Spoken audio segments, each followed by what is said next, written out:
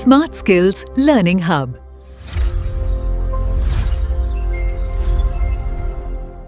सोचिए, हमारे power grid में कुछ ऐसे अनदेखे गार्ड्स हैं जो चौबीसों घंटे चुपचाप अपना काम करते रहते हैं। यही वो हैं जिनकी वजह से हमारे घरों और इंडस्ट्रीज तक बिजली बिना किसी रुकावट के पहुंचती है। पर इन मशीनों को, मतलब इन ट्रांसफॉर्मर्स को चालू करने से पहले उन्हें कई बहुत जरूरी सेफ्टी चेक से गुजरना पड़ता है। आज हम उन्हीं अनदेखे टेस्ट के बारे में जानेंगे जो बड़े बड़े हादसों को होने से रोकते हैं। तो आज के इस विश्लेषण में हम ट्रांसफॉर्मर सेफ्टी से जुड़ी 5 जरूरी बातों पर गौर करेंगे। सबसे पहले देखेंगे कि अंदरूनी गड़बड़ियों से इसे कैसे बचाया जाता है। फिर पावर ऑन करने से ठीक पहले की चेकलिस्ट पर नजर डालेंगे। जानेंगे कि हर टेस्ट के पीछे का लॉजिक क्या है। इंसुलेटिंग ऑयल की टेस्टिंग क्यों जरूरी है, ये समझेंगे। और आखिर में एक सेफ्टी शेड्यूल देखेंगे जो इसकी लंबी उम्र के लिए जरूरी है।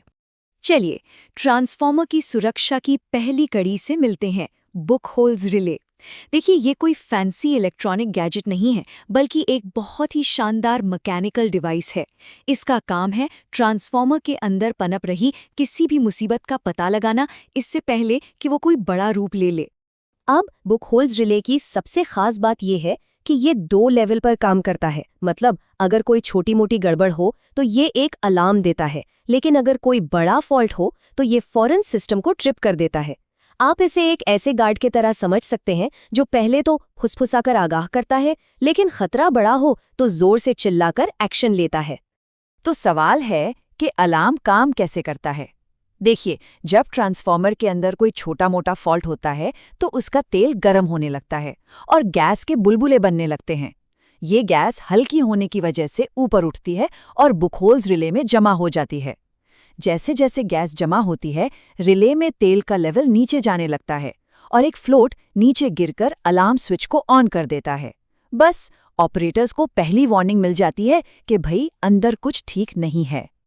लेकिन जब कोई बड़ा फॉल्ट होता है तब मामला बहुत तेजी से बदलता है। तेल में अचानक एक जोरदार उछाल आता है जो रिले के निचले फ्लैप से पूरी ताकत से टकराता है। अब ये कोई चेतावनी नहीं है, ये एक इमरजेंसी कमांड है। ये फ्लैप फौरन सर्किट ब्रेकर को सिग्नल भेजता है और मिली सेकेंड्स के अंदर ट्रांसफॉर्मर पावर ग्रिड से अलग हो जाता है और इसी वजह से एक बड़ा धमाका होने से बच जाता है। अच्छा, किसी भी ट्रांसफॉर्मर को पावर ग्रिड से जोड़ने से पहले उसे एक फाइनल एग्जाम पास करना होता है। एक ऐसा एग्जाम जिसमें कोई समझौता नहीं होता। इन्हीं को कहते हैं प्री कमिश्निंग टेस्ट।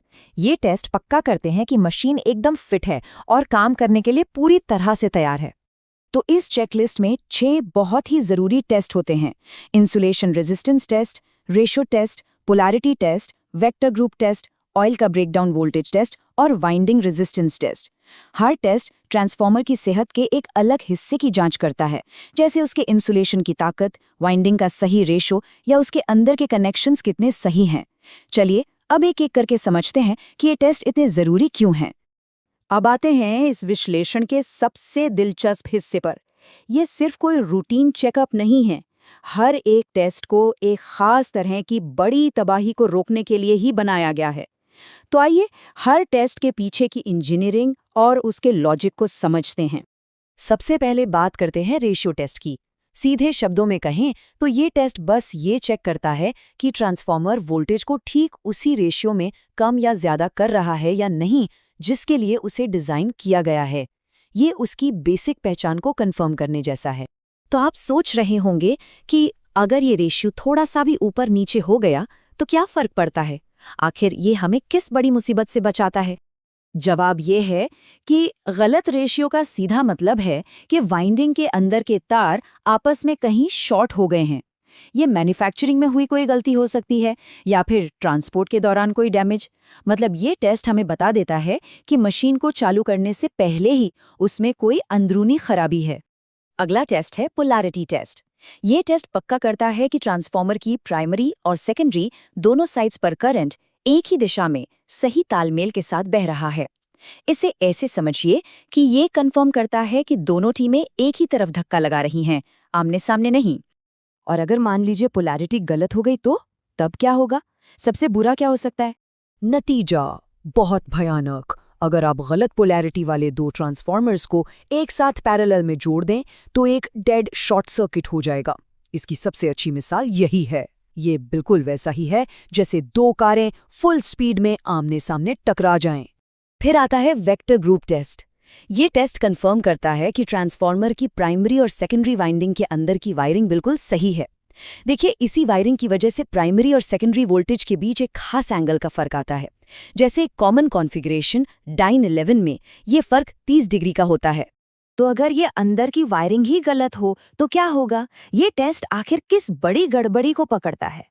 ये टेस्ट पकड़ता है एक बहुत बड़ी मैन्युफैक्चरिंग गलती को। जरा सोचिए, अगर किसी वाइंडिंग को डेल्टा में जोड़ना था लेकिन गलती से उसे स्टार में जोड़ दिया गया।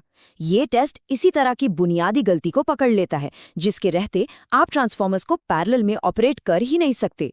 चलिए, अब बात करते हैं ट्रांसफॉर्मर के लाइफ ब्लड की, यानी उसके इंसुलेटिंग ऑयल की। ये तेल सिर्फ ट्रांसफॉर्मर को ठंडा ही नहीं रखता, बल्कि एक बहुत जरूरी इंसुलेटर का भी काम करता है। इसलिए ये तेल कितना शुद्ध है, ये जांचने वाला टेस्ट बहुत ज्यादा जरूरी हो जाता है। तो ये ब्रेकडाउन वोल्टेज यानी BDV टेस्ट होता कैसे है? बहुत सिंपल है। सबसे पहले ट्रांसफॉर्मर से तेल का एक सैंपल लेते हैं, फिर उसे एक कप में डालते हैं जिसमें 2 इलेक्ट्रोड लगे होते हैं। इन इलेक्ट्रोड्स के बीच ठीक 2.5 मिलीमीटर का गैप रखा जाता है। इसके बाद धीरे धीरे वोल्टेज बढ़ाया जाता है और बस उस पॉइंट को नोट किया जाता है जब एक चिंगारी इस गैप को पार कर जाती है। जिस वोल्टेज पर वो स्पार्क या चिंगारी पैदा होती है, बस वही उस तेल की डाइलेक्ट्रिक स्ट्रेंथ है। अब नियम यह है कि नए और साफ तेल के लिए ये वैल्यू 50 किलोवोल्ट से ज्यादा होनी ही चाहिए। अगर ये इससे कम है तो इसका सीधा सा मतलब है कि तेल में नमी या धूल मिट्टी मिल चुकी है और अब वो एक अच्छा इंसुलेटर नहीं रहा। देखिए, एक ट्रांसफॉर्मर 20 से 30 साल तक चलने के लिए बनाया जाता है, लेकिन इतनी लंबी उम्र तभी मुमकिन है जब उसकी लगातार देखभाल की जाए। रेगुलर मेंटेनेंस ही वो चाबी है जिससे ये पक्का होता है कि ट्रांसफॉर्मर अपनी पूरी जिंदगी सेफ और एफिशिएंट तरीके से काम करता रहे। तो एक नज़र इस मेंटेनेंस शेड्यूल पर डालते हैं। हर 6 महीने में तेल का BDV टेस्ट करना बहुत ज़रूरी है। सिलिका जेल का रंग जो बताता है कि वो कितनी नमी सोख चुका है, उसे भी रोज या हफ्ते में चेक करना चाहिए। इसके अलावा तापमान और प्रोटेक्टिव रिलेज की सालाना जांच ये सुनिश्चित करती है कि सारे सेफ्टी सिस्टम हर वक्त तैयार है। तो अगली बार जब घर की बत्ती जले तो एक पल के लिए इन अनदेखे गार्ड्स के बारे में जरूर सोचिएगा। ये वो जटिल इंजीनियरिंग और सख्त टेस्टिंग है जो हमारी मॉडर्न जिंदगी को पावर देती है और हर पल चुपचाप अपना काम करती रहती है।